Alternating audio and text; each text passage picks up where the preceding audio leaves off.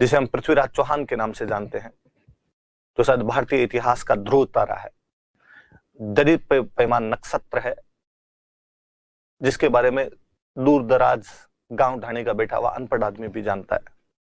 1000 साल के बाद भी वो पृथ्वीराज चौहान भारत की लोक कहानियों का नायक है, उसके बारे में सुना जाता है, पढ़ा जाता है, खूब सारी बातें उसके बारे में की जाती है।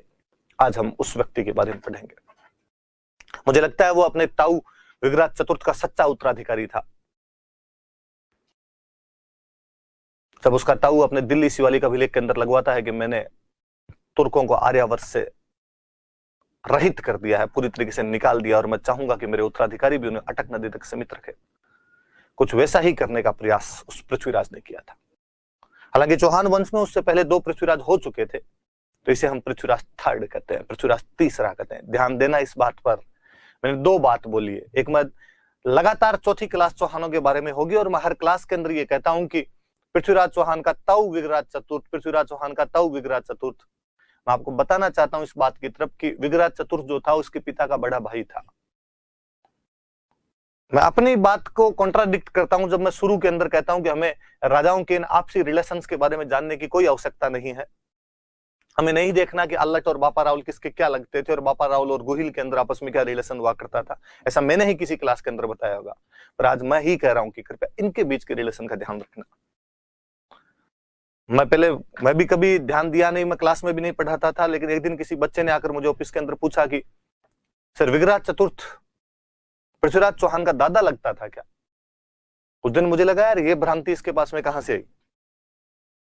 उसने कहीं पढ़ा होगा या कहीं पर उसने बताया भी कि कहीं से उसको कौन से सोर्स से ऐसा कुछ पता चला, तो मुझे लगा कि यार कम से कम गलत जानकारी तो नहीं हो। जानकारी नहीं होना बुरी बात नहीं है, गलत जानकारी होना बुरी बात हो जाती है। तो याद रहे आपके, ये पृथ्वीराज थर्ड था इसलिए याद रहे क्योंकि एक बार एग्जाम में क्वेश्चन था कि त्राइन के युद्धों से प्रसिद्ध होने वाला पृथ्वीराज चौहान वास्तव में कौन सा पृथ्वीराज था? Prithviraj first, Prithviraj second, Prithviraj third, Prithviraj fourth. अपने लोग ले बचपन से पृथ्वीराज पृथ्वीराज पृथ्वीराज याद करते रहे, आज दिन तक ये तो पढ़ा ही नहीं कि था कौन सा। इन राजाओं की ये और चक्कर है, एक ही नाम के कई हो जाते थे, फर्स्ट सेकंड थर्ड लगने और शुरू हो जाते। अपने ध्यान रखना भाई, ये तीसरा है, थर्ड है, तो ये बात सबसे ज्यादा ध्यान देने वाली। अब पढ़ते हैं पृथ्वीराज थर्ड। इसका शासनकाल भी याद रखें। मैं अक्सर ये भी आपको कहता हूं कि शासनकाल भी याद रखने की आवश्यकता नहीं होती, क्रोनोलॉजी याद रखने की आवश्यकता होती है, कौन किसके बाद में। थोड़ा सा दिमाग में एक इंडेक्स रहे, थोड़ा सा दिमाग में एक फ्रेम रहे, पर यहां पर थोड़ी सी याद रखना। 1177 टू 1192 लगभग 15 साल का जो टाइम है, 15 साल ही हो गए, 3 10 7 13 2 15 साल का, 15 साल का जो टाइम है उसने शासन किया था। हम पढ़ते हैं उसके बारे में। कई चीजें मैं रिवीजन के दौरान बोल गया, आप जानते हो, बताने की आवश्यकता नहीं। खाना पूर्ति है फिर भी कर्तव्य की इतिश्री की जाए। इसके जो पिता थे उनका नाम सोमेश्वर, इसीलिए मैं वो मैप भी आपको बता रहा था कि शुरुआत में वो मैप देखा जाए ताकि उससे आपको कुछ पता चले। मम्मी का नाम कर्पूरी देवी, आप कर्पूर देवी भी देखते हो इनको या कर्पूरी देवी देखते हो। मैंने बताया कि वो कलचुरी वंश के राजा चेदीराज अचल राज की पुत्री थी। हालांकि खूब सारी कहानियां हमारी फोकलोर ये बताती है कि वो दिल्ली के राजा अनंगपाल की पुत्री थी।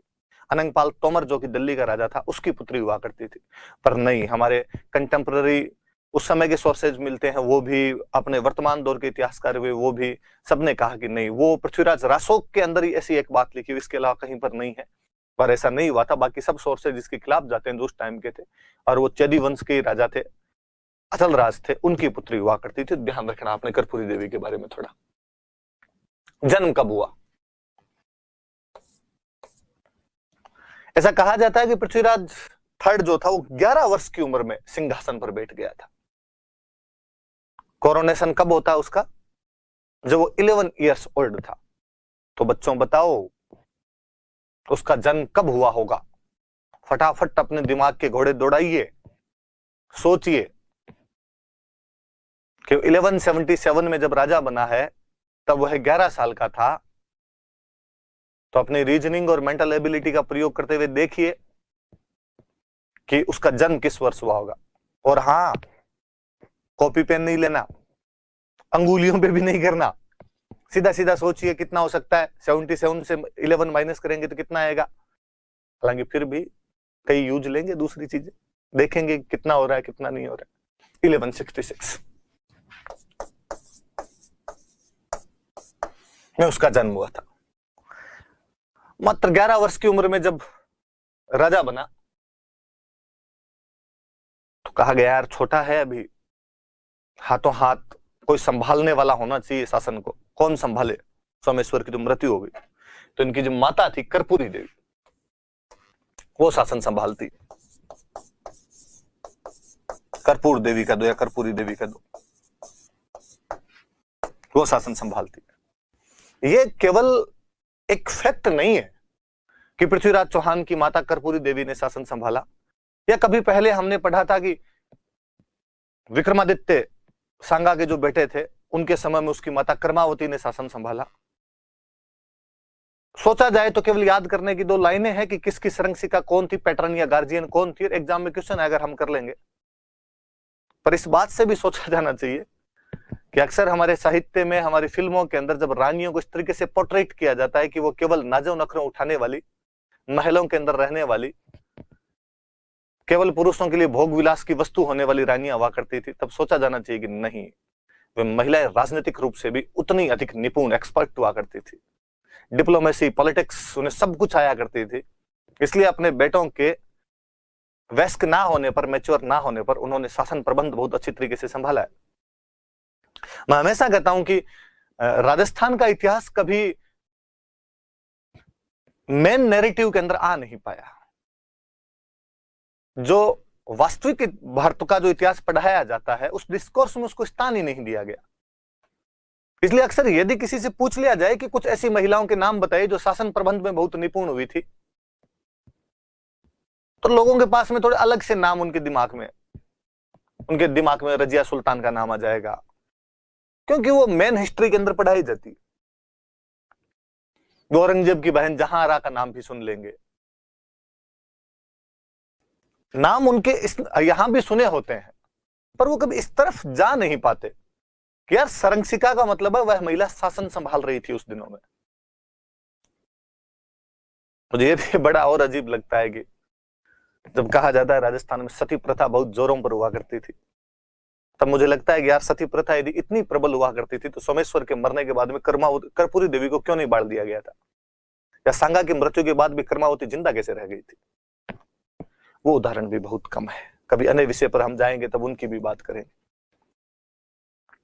हालांकि एक बात तो मैं और बताऊं तो मुझे और भी इस पर बड़ी यूं अजीब सा लगता है कि जब हिस्ट्री पढ़ते समय हम पढ़ते हैं कि सती प्रथा बंगाल के ब्राह्मणों और राजस्थान के राजपूतों में हुआ करती थी, तब मेरा ध्यान जाता है कि राजस्थान की सबसे बड़ी सती माता का मंदिर झुंझुनू में है, जो अपने पति तनमन दास के साथ में नारायण देवी नामक महिला सती हो गए थे। वो अग्रवाल जाति की महिला थे। जब मैं एक और अलवर की सती माता नारायणी देवी के बारे में पढ़ता हूं और जब पाता हूं कि वो की नई जाति की महिला थे, मैं एक और मध्यकालीन संत रानाबाई जो नागौर के अंदर हरनावा गांव के थे उनके बारे में जानता हूं कि वो भी सती हो गए थे बाद में। एकमात्र महिला संत जो कुंवारी सती हो गई थी, तब मैं जानता हूं कि वो एक जाट जाति की महिला थी। तब लगता है किस व्यक्ति ने हिस्ट्री लिखी है जो सही तरीके से हमारे राजस्थान को पोर्ट्रेट भी नहीं कर पाया।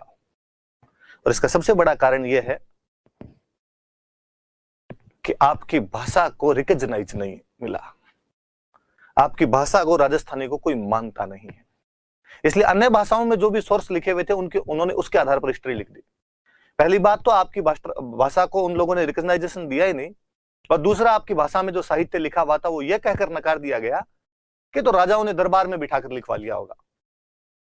कोई चंद बरदाई, सूर्यमल, मिश्रण, मोहनोत, नैन्सी ने जितना भी लिखा, कहा गया कि ये तो राजा अपने दरबारियों से लिखवा लिया करते थे। तब मेरे समझ में नहीं आता कि अबुल फजल और अमीर खुसरो का इतिहास अमेरिका से आयात थोड़ी किया गया, वह भी तो किन्हीं राजाओं ने अपने दरबार में बैठकर लिखवाया ही होगा।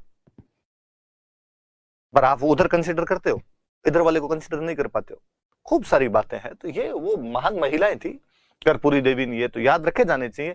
सो कॉल्ड फेमिनिस्ट जब विमेन एम्पावरमेंट की बात लेके आते हैं तब उनसे पूछा जाना चाहिए कि तुमने कभी कर्पूरी देवी और कर्मावती का नाम भी सुना है? तुम कभी पन्ना दहाय और अमृता देवी बिश्नोई के बारे में जानते भी हो कि वो महिलाएं कौन थी? थोड़ी आपको अच्छी सी इंग्लिश आती है और थोड़े आप अच्छे स्कूलों से पढ़े हुए हो, क्योंकि आपको इकोसिस्टम के अंदर इंपॉर्टेंस मिली हुई है, वहां पर आप घुसे हुए हो, इसलिए मुंह से जो विश्वमन करना होता है वो कर देते हैं लोग उठकर, बिना पढ़े जाने। ये बातें भी अलग है भाई, देखने वाली बातें। कर्पूरी देवी अपने पुत्र के शुरुआती शासनकाल में 1 साल तक 1177 से 78 तक का जो टाइम है, उसने कहा नहीं, थोड़ा टाइम दिया जाए, इसको सिखाया जाए सब कुछ, और फिर ये अपने हैंड ओवर कर देंगे इसके शासन। कुछ मंत्री थे जिन्होंने वाकई इस दौर के अंदर चौहान राज्य की बहुत अधिक सेवा की, उनके नाम भी याद किए जाने चाहिए। एक दाहिमा राजपूत हुआ करता था, कदम्बवास, जिसे हम केमास के नाम से भी जानते हैं, उसे प्रधानमंत्री बनाया गया था। साहब आप संभालिए। कर्पूरी देवी के चाचा भुवनमल को सेनापति बनाया गया कि सर आप भी संभालिए। क्योंकि सोमेश्वर खुद गुजरात से आए थे, तो कुछ गुजराती मंत्री भी यहां पर हुआ करते थे। स्कंद, वामन, सोढ़ नाम के कुछ गुजराती मंत्री भी थे। याद रहे, कई बार सिंपल सा क्वेश्चन आ जाता है, कदम्बवास और भुवनमल किसके राज्य के प्रमुख मंत्री थे, या किसके प्रारंभिक शासनकाल के अंदर उन्होंने प्रमुख भूमिका निभाई थी? तो पृथ्वीराज थर्ड के शासनकाल के अंदर। तो क्योंकि पृथ्वीराज थर्ड बहुत इंपॉर्टेंट है, उससे खुद से जुड़ी हुई सारी बातें एग्जाम वाले पूछ लेते हैं, तो उनको लगता है थोड़ा इतर, थोड़ा साइड के अंदर जाके उसके इधर उधर जो चीजें बिखरी हुई, वहां से क्वेश्चन निकाल लिया जाए। तो ये कोई क्वेश्चन निकाले तो याद रहे, कदम्बवास और भुवनमल का नाम तो पक्का ही याद रखें, स्कंद, वामन और सोढ़ के नाम भी याद कर लिए जाए। गुजराती मंत्री थे जो सोमेश्वर के साथ वहां से आए थे। नॉर्मल शुरुआती जानकारियां, पिता का नाम सोमेश्वर था, माता का नाम कर्पूरी देवी था। बड़े राजाओं के पिता माता का नाम पूछ लेते हैं, मेरे द्वारा पहले कभी बताया गया होगा कि मुझे याद है 2012 के मेंस में उन्होंने 15 शब्दों में क्वेश्चन पूछ लिया था, कुंभा के पिता का नाम बताइए। हालांकि लिखना तो एक ही शब्द में था, मोकल, पर उन्होंने वो ऐसा कुछ पूछ लिया था, तो याद रहे आपके। मम्मी का नाम कर्पूरी देवी, बताया हुआ कौन क्या थी, जन्म 1166 ईस्वी में हुआ, तो 11 वर्ष की उम्र में राजा बना, इसलिए उसकी माता कर्पूरी देवी शुरुआत के अंदर उसकी पैटर्न बनती है, गार्जियन बनती है 1 साल तक। और कदम्बवास, भुवनमल, स्कंद, वामन और सोढ़ जैसे मंत्रियों की सहायता से पृथ्वीराज चौहान या कर्पूरी देवी अपने शासन को संभालती है। आगे बढ़ते हैं। ये पृथ्वीराज चौहान का फोटो खूब आपने देखा ही होगा ज्यादातर। अब मैं एक बात और बताना चाहूंगा, देखो आपको, पृथ्वीराज चौहान जब राजा बनता है तो उसके सामने 3 समस्याएं हैं।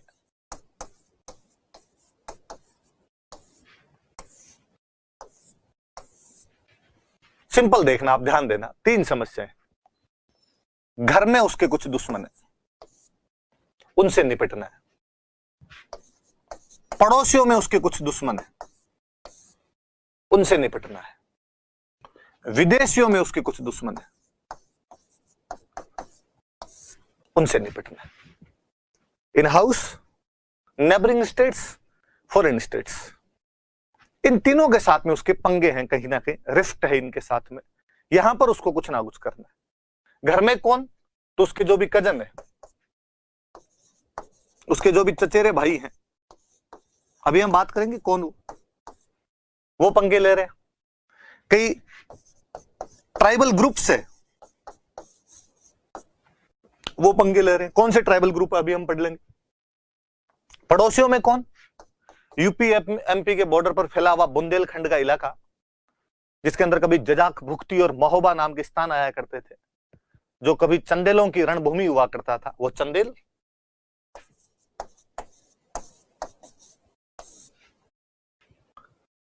उनके टच करता हुआ कन्नौज का गहडवाल वंश, तो वो गहडवाल, और वे गुजरात के चालुक्य जो कई वर्षों से चौहानों के साथ में लोहा लेते आ रहे थे,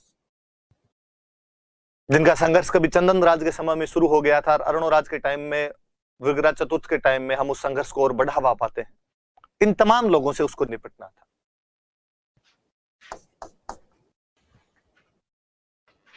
वे तुर्क जो खूब समय पहले से यहां पर आने लग गए थे, जिन्हें कभी अरुणोराज ने यहां से हराकर भगा दिया था, विग्रह चतुर्थ जिनके बारे में घोषणाएं करके जाता है,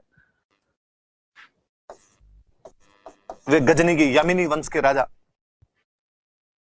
उनसे भी उसे निपटना था। गजनी अफगानिस्तान के अंदर एक जगह है।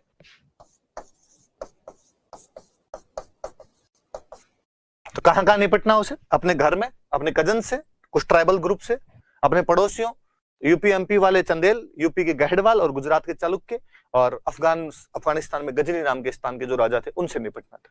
कौन कौन थे वो लोग, अभी हम बात करते हैं। शुरुआती थोड़ा सा दिमाग में रहे तो कभी आंसर लिखते टाइम ये फ्रेम दिमाग में रहेगा तो सारी बातें लिख पाएंगे, वरना कोई निकल जाएगा दिमाग में आपसे। वापस वो चित्र याद कीजिए आप, जो मैंने शुरुआत में अरुणोराज की रानियों के बारे में बताया था। तो बताया था अरुणोराज की मारोठ की जोया राजकुमारी सुधवा से उसे जगदेव और आपके पृथ्वीराज विग्राज चतुर्थ नाम के 2 बेटे थे। विग्राज चतुर्थ के नीचे मैंने उसके 2 बेटे बताए थे, अपरगंगे और नागार्जुन। अपरगंगे हालांकि विग्राज चतुर्थ के बाद राजा बनता है, लेकिन जगदेव का बेटा पृथ्वीराज उसे हटाकर खुद राजा बन जाता है, जिसकी घोषणा वो अपने रूठी रानी मंदिर के धौड़ अभिलेख के अंदर कर देता है। अब चूंकि पृथ्वीराज खुद छोटा था, इसलिए उन्हें एक बार फिर मौका मिला सर उठाने का, और अपरगंगे और नागार्जुन ने विद्रोह कर दिया। चचेरे भाई हैं, कजन है उसके, पृथ्वीराज चौहान के। पहले अपरगंगे विद्रोह करता है, पहले राजा रह चुका था थोड़े टाइम के लिए, तब पृथ्वीराज सेकंड ने उसे हटा दिया था। अब पृथ्वीराज थर्ड के टाइम में उसे लगा कि यार अपना नंबर कब आएगा, यूं तो ये दूसरे बनते ही जाएंगे, और उसने विद्रोह किया। और कहते हैं पृथ्वीराज चौहान के साथ में उसकी छोटी मोटी झड़प होती है, जिसमें वह लड़ता हुआ मारा जाता है। कालांतर में उसका छोटा भाई नागार्जुन विद्रोह कर देता है, गुड़गांव को अपना मुख्य